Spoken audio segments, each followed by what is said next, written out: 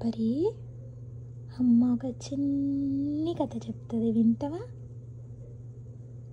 పరి, క్రొకోడైల్ ఉంటుంది కదా, క్రొకోడైల్ అది మీట్ ఎక్కువ తింటుంది కదా. సో దాని టీత్ మధ్య మీట్ ఇరుక్కుంటుంది. దానికంతా అది శుభ్రం చేసుకోలేదు కదా. ఎలా చేయాలి, ఏం చేయాలి అని ఆలోచిస్తుంటుంది.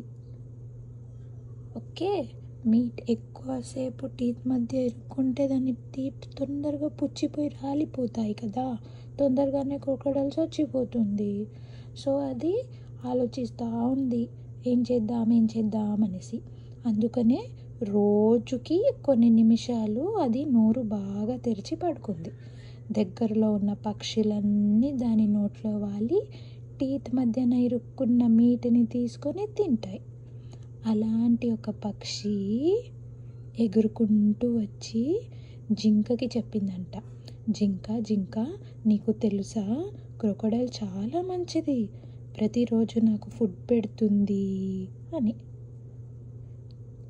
జింక చెప్పిందంట, మొన్ననే నా బేబీ జింకని చంపేసింది, నా కళ్ళ ముందే నా బిడ్డని తినేసింది, దానికి మంచిదంటావేంటి అని పక్షికి అడిగిందంట. ఆ పక్షి వాదిస్తుంది, లేదు అలాంటిది నేను నోట్లో వెళ్ళి కూర్చుంటున్నా, నాకేం చెయ్యట్లేదు కదా అని. బేసికలీ జీవితంలో ఇలాంటి వాళ్ళు ఉంటారు. వాళ్ళ బెనిఫిట్ కోసం కొంతమందికి హెల్ప్ చేస్తూ ఉంటారు. ఎవరైనా వచ్చి జింకలాగా వాళ్ళ కష్టాన్ని చెప్పుకునే అప్పుడు నమ్మడం నమ్మకపోవడం వేరే విషయం. కనీసం విని అర్థం చేసుకునే ప్రయత్నం చేస్తే బాగుంటుంది. ఒకళ్ళకి మంచిగా ఉన్న వాళ్ళు వేరే వాళ్ళతో చెడుగా ప్రవర్తించగలరు అనే సత్యం తెలుసుకుంటే బాగుంటుంది. చిన్న కథ నచ్చింది.